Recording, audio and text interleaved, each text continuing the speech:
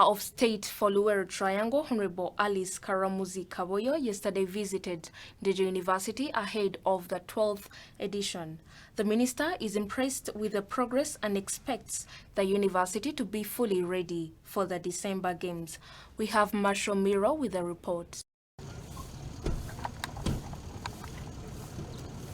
On Tuesday, the 4th of October 2022, Honorable Alice Karamuzi Kaboyo visited the Ndejje University main campus to see the progress of the facilities ahead of the 12th edition of the East Africa University Games between the 16th to the 21st. She was escorted by the chairperson of the Presidential Affairs Committee of Parliament of Uganda, Jessica Ababiku, who questioned the university about their readiness for the games as they toured the facilities during the mid-morning hours. One issue that the university is facing is time, and due to the lack of funds at the moment, Ndejje University came up with plans A and B. Plan A, which was the original plan, will be postponed to after the games as it cannot be executed for now. These include a 50-meter standard swimming pool, a rugby pitch, and an improved football pitch, to mention but a few. Plan B is underway as the Ndejje University hierarchy said they are 50% ready as they continue improving on the facilities.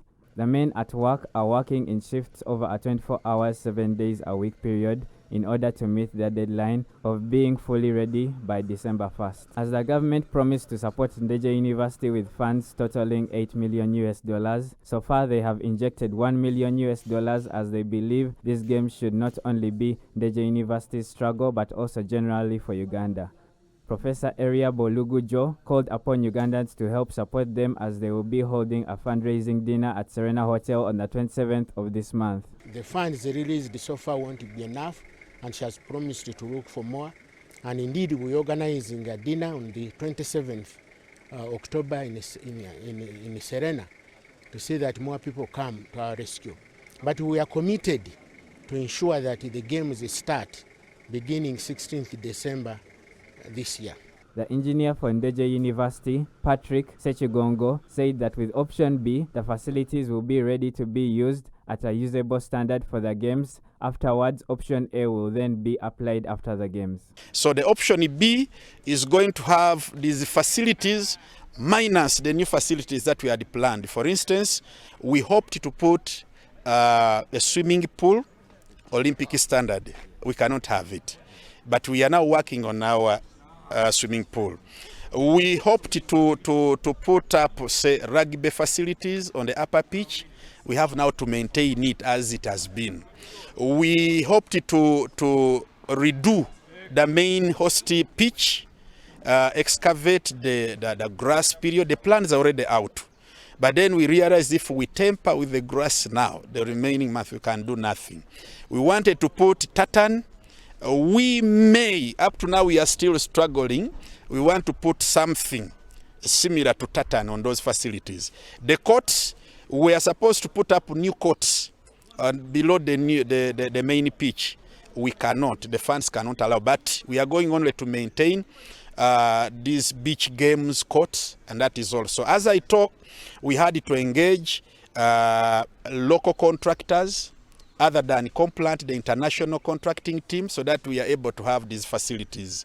And our target is come 30th November, we have these facilities at a usable standard. Honorable Alice Karamuzi was impressed by the progress of the readiness of the facilities and expects Ndejje University to be ready in time for the games. She explained that these games will not only be for the university to benefit, but also will be for the country's gain. I think Ndejje will be ready when they get funds in good time, because they have the will, they have the commitment, and they are prepared to do this work. It is to their gain, it is the country's gain, but to Ndejje University it is everything. The Minister of State for Luweero Triangle also got the chance to visit other Ndejje University facilities, which include the female hostel, the Faculty of Health Sciences, the Engineering Faculty, and the IT Department. Marshal Miiro, Ndejje University TV.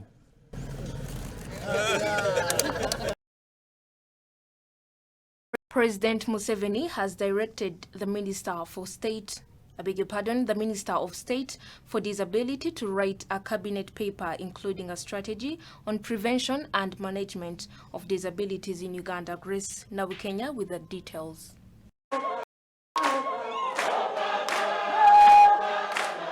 According to the Uganda Bureau of Statistics Census Report, UBOS 2016, 12.4% of Ugandan population lives with some form of disability, hence a development concern. President Museveni, while delivering a lecture of opportunity yesterday to over 300 leaders of people with disabilities from Eastern and Central region, who have been undergoing a one-week ideology and transformation leadership retreat at the National Leadership Institute in Chankwanzi, stated that disability should be prevented. His Excellency Yoweri Kaguta Museveni further stated that national resistance movement has already demonstrated that disability can be prevented by getting rid of diseases like polio, measles, and many more others. General Museveni therefore urged the National Council for Persons with Disabilities to work closely with the Ministry of Health to minimize the cause of disabilities as much as possible. We have already demonstrated to you that Omuga disability can be prevented by getting rid of polio, getting rid of measles. Now, the National Disability Council should now, and I had told you this because I met you in Kayunga. You remember there was a function like a big one in Kayunga. I was there, and I advised you that why don't you engage with the Ministry of Health to develop a strategy against for minimizing and eliminating as many causes of disability as possible. The President promised to support them and use them at demonstration centers in the 4-acre model of farming, and also recruit some of them into the army, especially those with skills in computer and ICT. The retreat was also attended by members of parliament representing people with disability and the district leaders of Chankwanzi, among others. Grace Nabukenya, live at 8.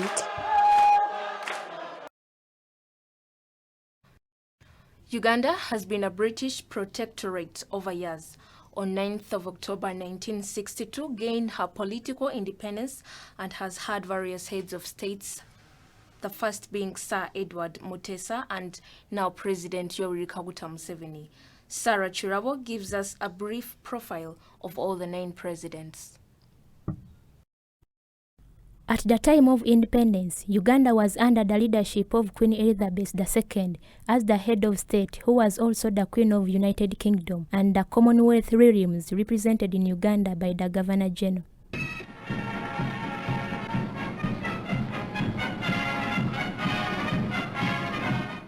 Under the 1963 constitutional amendment establishing the Republic of Uganda, the President replaced the monarch as ceremonial head of state. In October 1963, Kabaka Edward Mutesa II of Kabaka Yeka became the first president of Uganda and deposed on 2nd March 1966 by his Prime Minister Apollo Milton Obote.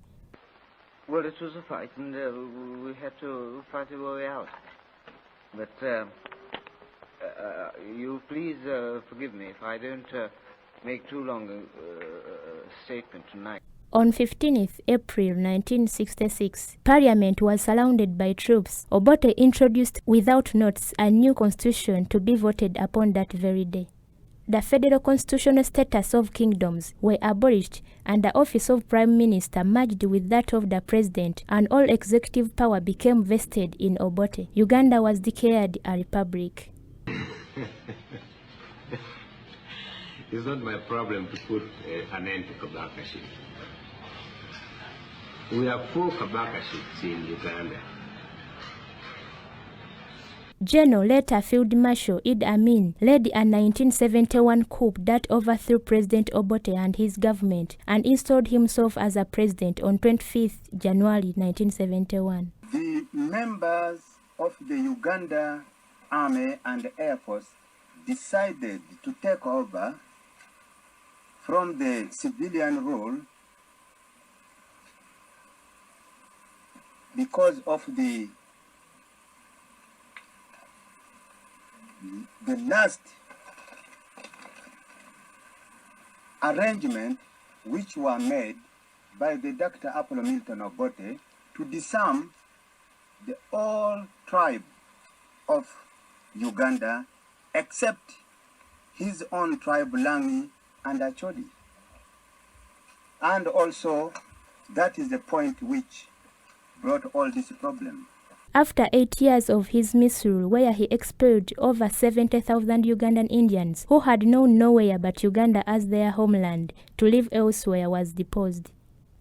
In April 1979, a combined force of Ugandan exiles under the umbrella of Uganda National Liberation Army and the Tanzanian People Defense Force overthrew Amin's regime. Ceremony of the President by the Chief Justice Wambusi. The first UNLF government was led by Professor Yusuf Lule as a president on 13th April 1979. Even though he was liked, he only lasted for 60 days, followed by President Godfrey Binaisa, who was deposed on 12th May 1989. And then Paul Mwanga, who chaired the ruling military commission which organized the December 1980 general elections. UPC was declared winner of those elections, though they were marred by multiple irregularities and generally considered rigged. For a second time, Obote became president of Uganda on 17th December 1980, where Ugandans went through a very trying period. Insecurity, fueled by the government's own security organs, as well as an ongoing liberation struggle, devastated the country. In direct protest against the mad elections of 1980, Yoweri Kaguta Museveni launched a liberation struggle on February 6, 1981 under the banner of National Resistance Army that the War of Liberation started. In January 1986, Museveni was sworn in as the President of the Republic of Uganda.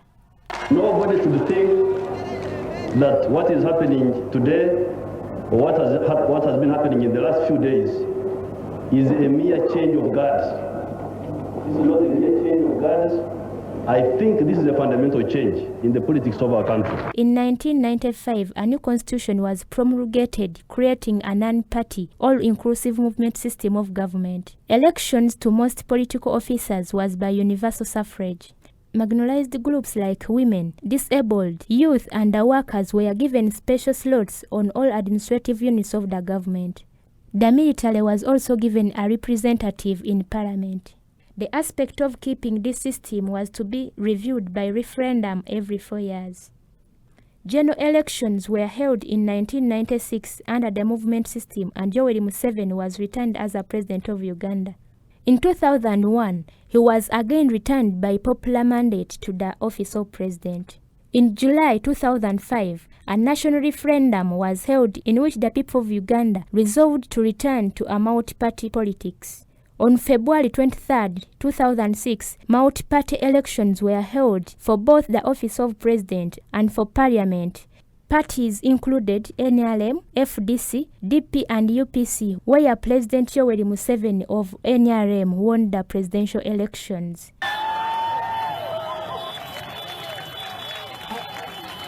While in 2016, the very popular opposition leader Dr. Kizza Besigye of FDC dramatically sworn in as the president a day before the elected president Yoweri Kaguta Museveni swearing-in ceremony. I, Kizza Besigye Kifefe, swear in the name of the Almighty God that I will be faithful and bear true allegiance to the Republic of Uganda, and that I shall preserve, protect and defend the Constitution. So help me God. In 2021, Uganda experienced a never-before presidential elections, where the most pressure rose between NRM leader Yoweri Kaguta Museveni and a vibrant NUP leader Robert Kyagulanyi Ssentamu, who started as a mere local musician with ambition, though Museveni finally won the race. Under the Constitution of Uganda, the president is the executive head of state, elected by popular vote for a 5-year term.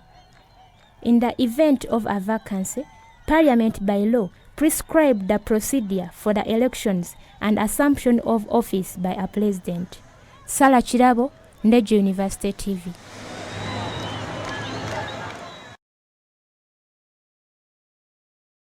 Day 5th of October 2022, Uganda joins the rest of the world to celebrate the International World Teachers' Day, and some teachers are loved while others are not.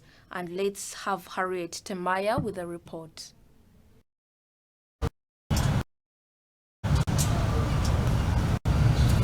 This year, the International World Teachers' Day is based on the theme Transformation of Education Begins with Teachers, focuses at acknowledging, honoring and appreciating the work of all teachers. Celebration of this event was established in 1994 by the United Nations Educational, Scientific and Cultural Organizations, UNESCO. The day honors teachers for their contributions towards students and considers issues related to teachers, their teaching, and focuses on appreciation, assessments, and changes required for the teachers.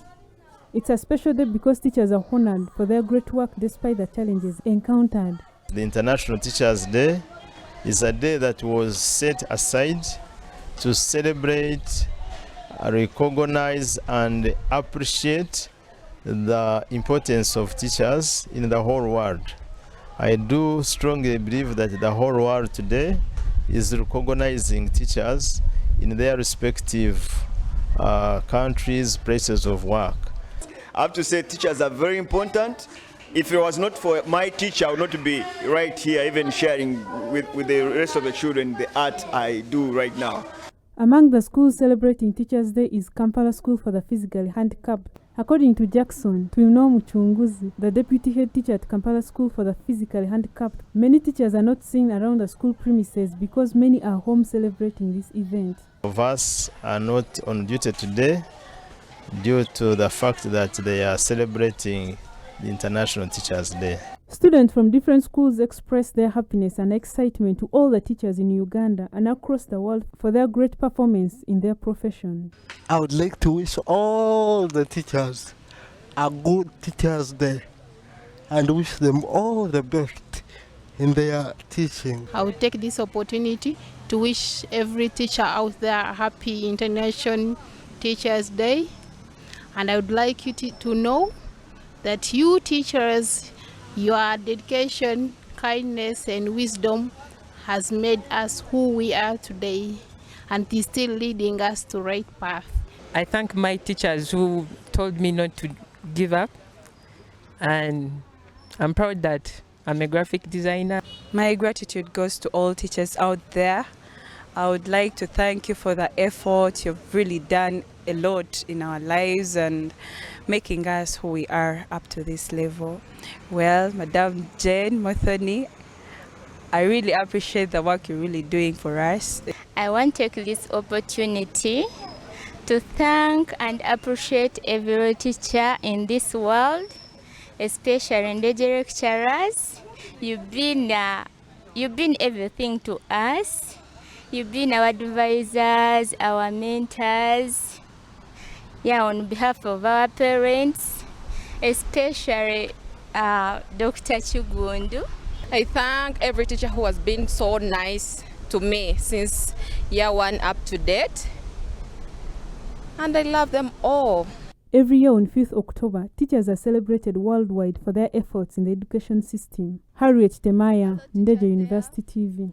We wish every teacher a happy International Teachers' Day.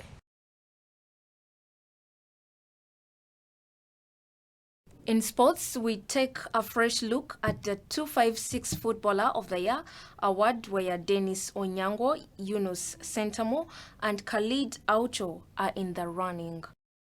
The 256 Footballer of the Year award is an award given out every 18th of November as Football 256, the online publication, does celebrate its anniversary. This year will be the 4th year that Football 256 will be celebrating the anniversary, and the nominees for the 256 Footballer of the Award are Dennis Onyango, former Uganda Cranes captain who plays with Mamelodi Sundowns in South Africa. Khalid Aucho, he is the Uganda Cranes vice captain, currently playing with the Yanga Sports Club in Tanzania, together with Eunice Sentamu, another Uganda Cranes player who plays for Vipers Sports Club here in Uganda.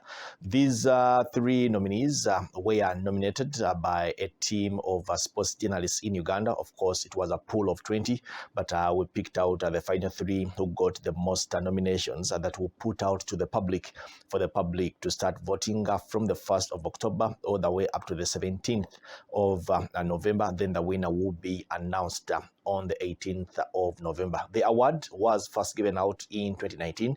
Then Alan Okello, playing for KCCFC, got to win the award. Then the following year, it was Nicholas Wadada, who was playing his trade with Azam Sports Club in Tanzania. Then in 2021, it was Tadeo Oranga, also at the time was playing for Simba Sports Club in Tanzania. So we are waiting to see who will it be at this time around between Khalid Aucho, between Eunice Sentamu and Dennis Onyango. And I urge everyone to just go out and give it a shot. You have 1 vote after 24 hours. You can vote your favorite footballer for the past 11 months. And the person with the most number of votes at the end of the day will be declared the 256 Footballer of the Year 2022.